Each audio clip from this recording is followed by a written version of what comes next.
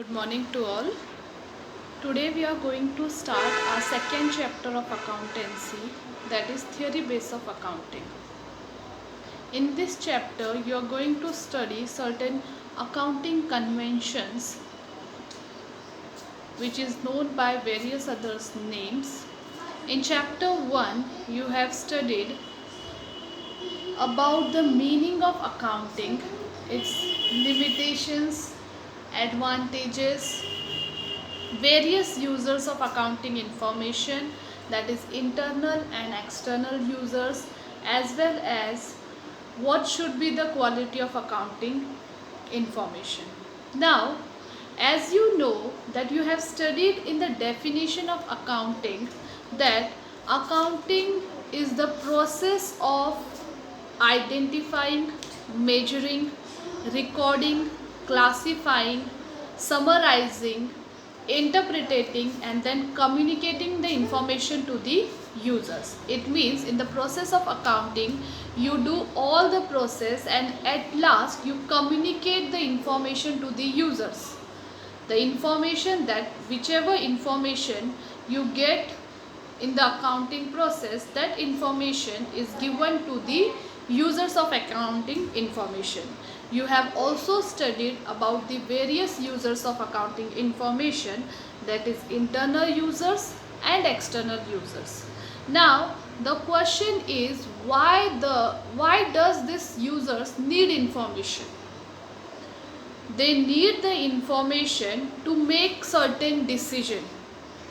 If there is any external users, he want the information for knowing the credit worthiness of the business. If we talk about the investors, the person who has invested the amount in our business, or any person who is who wants to invest the money in our business, they are known as investors. Now the investors want to know the profitability of the company, as well as they want to compare the profit of one organization with the other organization. And if they want to compare the profit of the two organizations, then there should be certain similarities between the accounting of the two organizations. Until and unless there is no similarities or no uniformity in preparation of financial statement, there cannot be a proper comparison and the accounting information will not be reliable.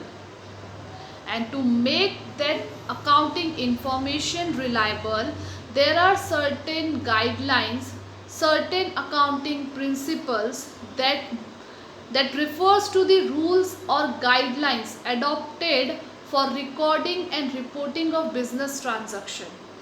So we are going to study such guidelines or such principles that are generally followed. They are generally followed in accounting process by all the accounting units. Generally these principles are those principles which are general guidelines which every organization should follow to make their accounting process reliable and comparable. So let us discuss these basic accounting concepts. They are known by various names. They are also called basic accounting concepts or accounting convention or assumptions. So let us see one by one. Now first accounting concept, that is convention, is business entity concept. Now this concept states that the business and owners, the business and owner are two different entities. Whenever you are going to do accounting, you are going to consider business as a separate entity from its owner. You are going to do accounting from the point of view of business. So this is the reason why the capital which is brought by the owner is treated as liability of the firm. This is the concept because of which the capital, that is the amount invested by the owner, is treated as the liability of the business. From business point of view, it is the liability of the firm, and so it is recorded in the liability side of balance sheet. And for this purpose you use business entity concept, and this concept is generally followed in accounting by all the organizations to bring similarities in their accounting process. The first concept is related to business entity. It states that the business, from the accounting point of view, business is separate entity and it has its own existence. Then second concept is money measurement concept.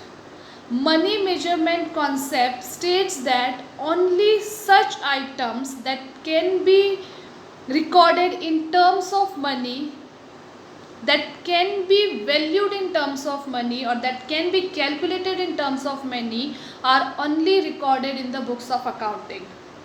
It means quantitative informations that can be expressed in terms of money only will be recorded in accounting. No qualitative transactions is recorded in accounting. This is one concept, this is one convention which every accounting unit has to follow to make their accounting comparable. Money measurement concept states that only the items or only the transactions that can be measured in terms of money will be recorded in the books of account. Third concept is going concern concept. Going concern concept states that whenever you are going to do the accounting of the business unit, you have to assume that the business is not going to close in the near future. You are going to do accounting on the basis that the business is going to continue for longer period of time, and that is the reason why you record the asset and you depreciate the asset year after year, assuming that the business is not going to close in the near future. So this is the third concept. Whenever you are going to do the accounting, you have to assume that the business is not going to close in the near future, and the accounting should be done on this basis. Then fourth, your accounting concept is related to accounting period concept. Accounting period concept states that you have to divide the accounting process for a certain period. It means accounting book should be closed after a certain period, and that period is known as financial year. And for every financial year, at the end of every financial year, you should prepare a financial statement where you are going to calculate profit during that financial year and the state of your assets and liabilities. Accounting should be made on the period basis, that is, you have to divide your accounting. Even though the organization is going to continue for year after year, but you have to calculate your profit for certain period, and that period is known as financial year. So you have to close your books and calculate the profit as well as to see the financial position of the business after every specific time period, and that is known as accounting period concept. Now fifth concept or convention is cost concept. Cost concept states that you have to record the assets in the books of accounts at its historical cost. Historical cost means the cost at which the asset was purchased, and not at the cost, not at its market price. Whenever you are going to record any assets in the books of account, you are going to record it at its historical cost and will depreciate it after year, but the recording should be done on the historical cost and not at the market price. Suppose the market price today of the asset is rupees 1 lakh, and your cost of purchase price of that asset on the current date after depreciation is 80,000, then you are going to record the asset at 80,000, that is the cost at which it was purchased, reducing depreciation. Next concept is related to dual aspect. Dual aspect concept states that whenever you are going to do accounting, there should be at least two effect of each transaction. Whenever there is any transaction in the business, dual aspect concept states that every transaction should have minimum two effect. That is, if you are debiting any account with a given amount, with the same amount another account should be credited.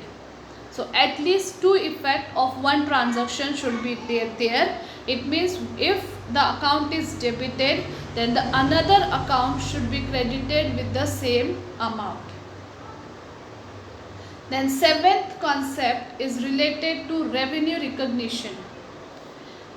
This concept states that you are going to do the accounting, or you are going to record the transaction in the books of account when the revenue is recognized and not when it is received or paid. For example, you sold goods of rupees 20,000 on credit. So you are going to record this transaction of 20,000 when the goods are sold. It means your revenue has been generated. You have sold the goods, you have transferred the title of goods, and your revenue has been recognized. It means this 20,000 is going to be received by the firm, and so you have to record the transaction when the revenue is recognized. It means at the times of sales. But if any person give you the order for the goods, he have not paid any amount, nor you have transferred the goods to that person. It was just an order that a person has placed without giving any amount as a cash, or you have also not transferred the asset or the goods to that person. It means the revenue is not recognized yet. The revenue will be recognized when you transfer the title of the asset or goods to another person, and at that time the revenue is recognized, and you have to record the transaction as and when revenue is recognized. It means the revenue is going to come.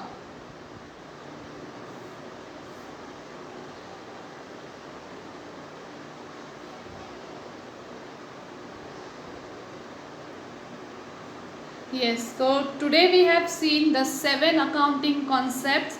First was related to business entity concepts, which states that whenever you are going to do the accounting, you should do accounting from the point of view of business and not from the point of view of owner. Then money measurement concept, it states that only such transactions will be recorded in the book which can be measured in terms of money. Then going concern concept states that the business is not going to close in the near future. It is going to continue for a longer period of time. You have to assume this. Then accounting period concept states that you have to divide your accounting for a certain period of time, and at the end of that period you have to calculate your profit and loss, and you have to see your financial position. Then cost concept states that you have to record your assets at its historical cost, that is purchased price. Then dual aspect concept states that at least there should be two effect of each transaction, that is one account should be debited, then other account should be credited, at least two effects. Then revenue recognition, whenever the revenue is recognized, you have to record the transaction and not before that. So these were the 7 concepts, which is also known as assumptions, conventions. It is known by various other names. Other concept we will see in our next class.